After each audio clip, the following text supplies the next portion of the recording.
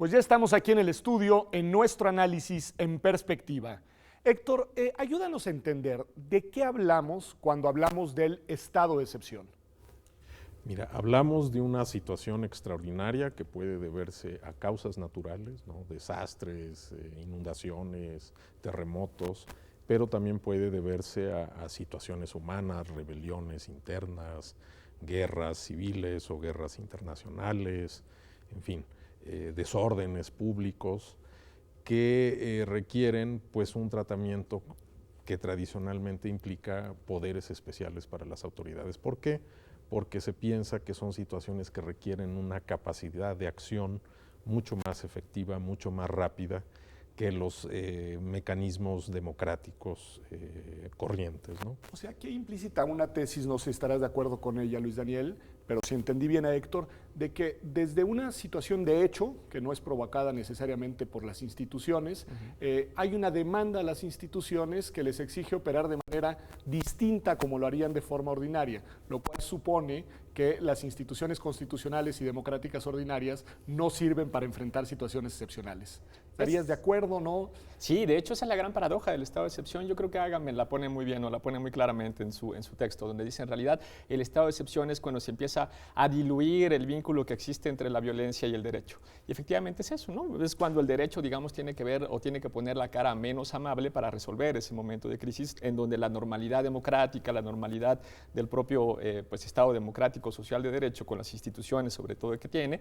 no le permite resolverla, ¿no? Y entonces necesitamos una especie de justamente de régimen especial para resolver ese problema. Ahora, ¿qué tipo de régimen? Dependerá de cuál es el problema que quieres resolver, porque uno puede ser si el problema que tienes es de seguridad, o una cosa muy distinta si el problema que tienes que resolver es una, por ejemplo, crisis económica inflacionaria o hiperinflacionaria fuerte, o sea, que era para lo que se hacía en Sudamérica. A ver, pero entonces pones otro tema, porque Héctor nos decía que sobre todo estaba orientado hacia catástrofes de carácter natural, ¿no? Un tsunami, un terremoto, etcétera, o hacia otra serie de acciones humanas que tienen que ver, pues sí, con violencia, claro. Pero plantea Luis Daniel el tema también de crisis económicas. ¿También para eso funciona el estado de excepción, Héctor, o ha funcionado? Pues yo diría la crisis económica per se no, sí, solo si se generan, ¿no? Por ejemplo, asaltos a los supermercados, desórdenes públicos, que fueran consecuencia de una crisis económica, pues sí, es una crisis. Pero no como causa, digamos, sino más bien por el efecto, diría yo, pues el puro hecho de que se caiga la bolsa o de que las gentes pierdan sus ahorros y cosas que pueden ocurrir en un sistema económico como el nuestro, per se, me parece a mí que no es suficiente para, ¿no? para ameritar un estado de excepción. Lo que pasa es que pues, se ha abusado. Claro. A ver, ese es el punto, a ver, eso es importante, porque aquí, ¿quién califica cuando estamos ante una emergencia que justifique el estado de excepción? Quiero pensar que cuando dijiste aquí te referías a México. No, en general, digamos, el tema. Porque es distinta, ¿no? Obviamente depende de la ordenación que tenga cada uno de los distintos países. En el caso de México, bueno, la figura está en el 29 constitucional y ahí se establecen con mucha claridad quiénes son o de dónde se tienen que generar los acuerdos. Entonces, en principio, son todos los secretarios de Estado. Todos los secretarios de Estado tienen que estar de acuerdo en la posible, bueno, en la declaración. Que son empleados del presidente, es decir, por ahí no hay demasiado problema. La Constitución todavía mantiene una cosa muy vieja, que es si hay un departamento administrativo, pero nosotros ya no tenemos tal cosa, era lo que hace muchísimo tiempo fue el Distrito Federal, pero si lo hubiera, también él tendría que estar de acuerdo. El Procurador General de la República, que en principio no tendría que haber problemas, salvo que en una reforma que está por ahí pendiente, ¿no? Hay alguna Cuando tenga autonomía podría cambiar, pero hoy sigue siendo, digamos... Claro. Dependiente del presidente. Y la parte más complicada es el último de los que menciona, autorización del Congreso, ¿no? Y ahí donde, por ejemplo, y como nos ha pasado en México desde ya 1997, un partido no tiene la mayoría en el Congreso, en particular el partido que gobierna no tiene la mayoría en el Congreso, muchas veces se hace muy difícil pues, sacar esa aprobación también por parte del Pero entonces se trata de una decisión de carácter político, no de carácter técnico, es decir, no hay elementos es una decisión política y como yo interpreto el artículo 29, es el presidente de la República el que decide si hay o no una situación para iniciar el procedimiento, ¿no? Porque en el caso de la Constitución efectivamente dice que tienen que tener el acuerdo de los secretarios de Estado, ya quitaron lo de los departamentos administrativos en 2007 y el Procurador General de la República, pero son funcionarios que el presidente remueve libremente, así que si alguien no está de acuerdo, pues entonces se hace un cambio. ¿Y hay antecedentes históricos en México que se haya utilizado la figura que está constitucionalmente contemplada? El más No, adelante. El más conocido es el de la Segunda Guerra Mundial, cuando México entró. Último, ¿no? Exactamente, y no hay otro. Y además es uno, por cierto, largo, de 1942 a 1945. Fueron 3 años en donde se otorgaron facultades al presidente en ese momento. Y uno de los efectos de esta figura es suspender derechos o suspender el ejercicio de derechos. En el caso de la Segunda Guerra Mundial, Héctor, ¿cuáles se suspendieron? ¿Y por qué? Digo, tenía lógica, pues ¿no? la idea era que el hecho de que México hubiera declarado la guerra a las potencias del eje, pues implicaba una situación excepcional para el país que requería que ciertos derechos estuvieran restringidos o suspendidos. Básicamente, en una situación de emergencia lo que se restringe es la libertad personal, es decir, el hecho de que se pueda detener una persona sin las formalidades que tradicionalmente se exigen, la libertad de circulación, ¿no? En ese caso no recuerdo si también había quizá también temas de libertad de expresión, ¿no? Que no se podía hacer propaganda a favor del enemigo, cosas de este tipo, ¿no? ¿Y en los hechos se aplicó? Es decir, a sujetos concretos se les suspendieron de facto los derechos. En algún momento establecieron también un toque de queda, ¿no? Y ahí, por ejemplo, sí se aplicaba, Okay. ¿no? El toque de queda. Yo no tengo conocimiento de que hayan precisamente detenido a alguien o alguna cosa así. También se le otorgaron facultades, porque se le pueden otorgar facultades de emitir decretos que después se convierten en leyes, ¿no? Se otorgaron facultades, alguna ley salió por ahí, ¿no? En ese sentido fue la aplicación. Pero en la medida que nosotros en realidad nunca estuvimos directamente en guerra, no hubo una aplicación más profunda. Creo que incluso la famosa congelación de las rentas viene Claro. de esa época. O sea, se tomaron medidas también de tipo económico que se consideraron pues eran necesarias para afrontar la situación de guerra, ¿no? Pues de alguna manera lo que supone esto no solo es suspensión de derechos, que ya de suyo me parece importante y delicado, sino también una suspensión de la división de los poderes, Luis Daniel.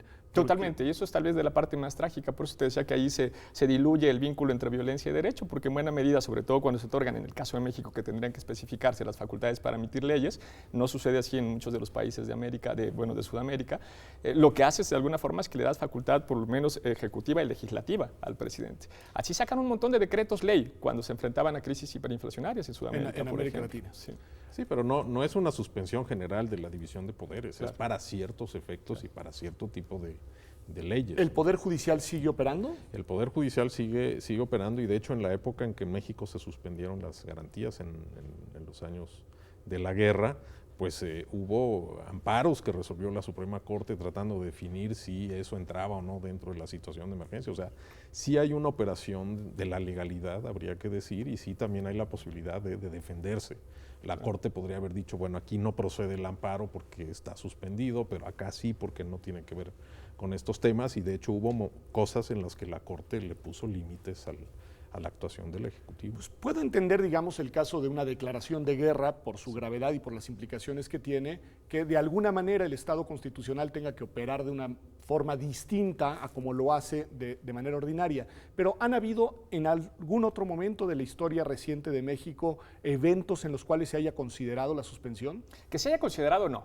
Que se pudo haber considerado, me parece que un par, ¿no? Podría yo pensar. Claramente en 1985, en el caso de temblor, sobre todo en el Distrito Federal, obviamente en la zona del Distrito Federal en particular, y con cosas a veces tan básicas, porque, bueno, pensamos en la parte de seguridad, ¿no? Sobre todo, pero podríamos pensar también en cosas como el derecho a la salud, y ahí tienes un problema de que tienes a muchísima gente que tiene que entrar a hospitales o que necesitas hacer una expropiación fuerte de medicamentos, alguna cosa así, y para eso te permitiría, por ejemplo, actuar, ¿no? Entonces, en el 85, que tienes una situación de crisis por un hecho natural, ahí se pudo haber utilizado y no se usó.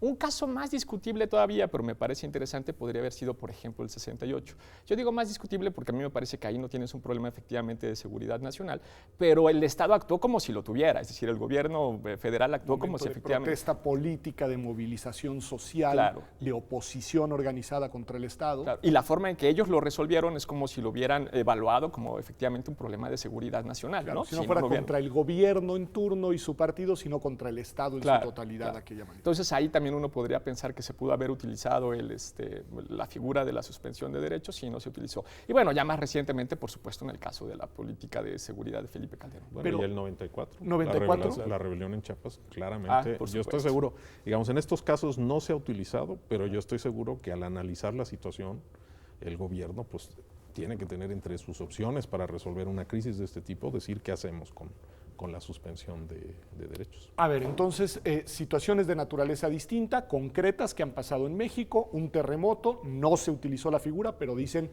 se pudo haber utilizado o quizá era un contexto. Es uno de los casos en los que el presidente pudo haber dicho, aquí hay una situación en el Distrito Federal que amerita suspender derechos para poder, digamos, poner un orden que resuelva muchos temas, ¿no? Rebelión en el caso de sin duda. Chiapas en 1994, pero comenta, y este punto me parece que merece la pena detenernos en él, incluso con cierta calma, comentas el tema de el combate al crimen organizado a partir del sexenio del presidente Calderón. Es decir, en ese contexto, ¿tú crees que la figura del 29 constitucional es una figura, Luis Daniel, que debió de tomarse en cuenta o que debería de tomarse en cuenta? Por supuesto, sobre todo por la forma en que empezó la política de seguridad, ¿no? Que empezaba con operativos específicos en lugares también específicos. Michoacán es donde arranca básicamente, ¿no?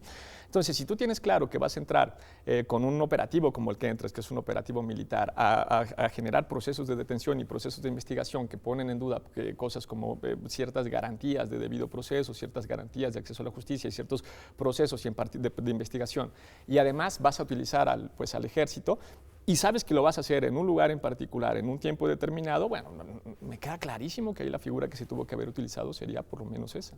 ¿Tú estás de acuerdo con eso, Héctor? Pues es una de las posibilidades. Creo que hay un elemento importante de discrecionalidad, ¿no? El presidente es el que debe valorar, como tú dices, políticamente la situación y decidir si amerita o no, pero bueno, está sujeto sobre todo a la aprobación del Congreso. Y yo creo que en las situaciones políticas actuales, pues es una cosa que pesa muchísimo en la balanza, ¿no? Yo pienso que a lo mejor esta figura me ayudaría a resolver la situación, pero si veo que no voy a lograr los votos en el Congreso, pues ¿para qué me meto en? ¿No? Trato de buscar otras estrategias, aunque pues estén bordeando muchas veces el tema de la legalidad. Es que ese es el punto que me parece importante advertir, porque me dices, se dan todas las condiciones necesarias para que esta figura se active, y sin embargo no se activó, pero sí se llevaron a cabo las acciones que el gobierno quería llevar a cabo. ¿En qué situación nos encontramos ahí desde el punto de vista de la constitucionalidad? No, en un estado de excepción de hecho, y eso es lo más grave, ¿no? Porque entonces cuando el estado de excepción no se hace vía el pronunciamiento a través del 29 constitucional, pero de hecho sí se están restringiendo ciertos derechos como la libertad de circulación, en fin, ¿no? Varios de los derechos que tenemos consagrados en la Constitución, entonces lo que tienes es un estado de excepción de hecho. Y ese es el más trágico de todos los estados de excepción, porque entonces ahí sí los controles que efectivamente existen y que además se reforzaron en la reforma constitucional de derechos humanos del 2011 simplemente no operan, ¿no? Yo, perdón, no estaría totalmente de acuerdo contigo. No, adelante. Bueno, digamos, puede decirse, y sería para mí un modo de hablar, que hay un estado de excepción de hecho, pero no has desactivado ninguno de los controles del Estado de Derecho. Y entonces tú asumes un riesgo, ¿no?, político y jurídico al utilizar, digamos, estos medios que parecen excepcionales y que eventualmente tu actuación va a llegar hasta un tribunal internacional. Entonces, yo no veo que se haya desactivado el Poder Judicial, el juicio de amparo y todas las garantías que hay. Que funcionen mejor o peor, ese es un tema que hay que tomar en cuenta, pero el hecho de que mientras no haya formalmente ninguna declaratoria de estado de excepción, todo sigue como siempre, y no hay ninguna excepción a las responsabilidades políticas o jurídicas que pueda haber en el caso. Es interesante porque lo que Héctor al final nos dice es que el blindaje institucional sigue operando e incluso pues, que todo el régimen de responsabilidades está en funciones y que ninguno de los funcionarios públicos quedaría, digamos, exento de rendir cuentas. Pero lo que nos dices tú es que materialmente, por ejemplo, si en una autopista te detiene un retén militar y te somete a una revisión, eso está por fuera del marco constitucional. Claro. Y desde el punto de vista material, ahí es en donde tú calificarías la situación como una de estado de excepción. No, pues tendría que haber una fundamentación para eso. El problema es que no la hay. En realidad creo que estamos de acuerdo, Héctor y yo, pero creo que estamos discutiendo en dos niveles distintos. Y Héctor en principio tiene razón. Eso puede suceder de hecho, ¿no? Yo voy en la carretera y me detienen. Y pues frente a la detención y que revisen el auto y lo que sea que pase, en realidad en ese momento poco es lo que puedo hacer, porque pues estoy en medio de la nada en una carretera con un convoy militar enfrente. Posteriormente, tiene razón Héctor, yo podría ir a levantar mi denuncia correspondiente, mi queja, etcétera, etcétera, ¿no? Y en eso, por eso digo, Héctor tiene razón. Ahora, Daniel tiene razón los también, dos porque tenemos, en el momento del ejercicio del poder fáctico, pues, claro, a ver qué haces, ¿no? Una situación problemática. Sin embargo, el gran problema, creo yo, en realidad es que el lío que tenemos es que, suponiendo que efectivamente no se suspendan ese montón de garantías o de mecanismos que nosotros tenemos para hacer efectivos los derechos que fueron violentados, pues dejan mucho que desear en México. Y entonces esa situación de estado de excepción de facto que yo digo que se mantiene, en realidad se mantiene, pero por la inoperancia posterior de esas garantías. Entonces probablemente por ahí está el problema. Pues a ver, hay un punto que me parece que vale la pena recuperar. Después de un corte acá en televisión, el tiempo vuela, pero es el que tiene que ver con una figura en concreto que sí está operando y que yo no sé cuánto asidero constitucional tiene, que es la del comisionado Castillo en el estado de Michoacán, porque me parece que tiene que ver con nuestro tema, tiene que ver con la manera en la cual las instituciones enfrentan situaciones particularmente complicadas en materia de seguridad y tiene que ver también con una discusión sobre la constitucionalidad de las decisiones políticas, de las decisiones en este caso ya no del presidente Calderón, sino además ahora del presidente Peña Nieto. Pero bueno, volvamos en unos segundos, estamos en observatorio, regresamos a nuestra discusión sobre el estado de excepción desde el punto de vista teórico, desde el punto de vista constitucional, pero lo que más importa, desde el punto de vista práctico en el México de nuestros días. Regresamos en unos segundos.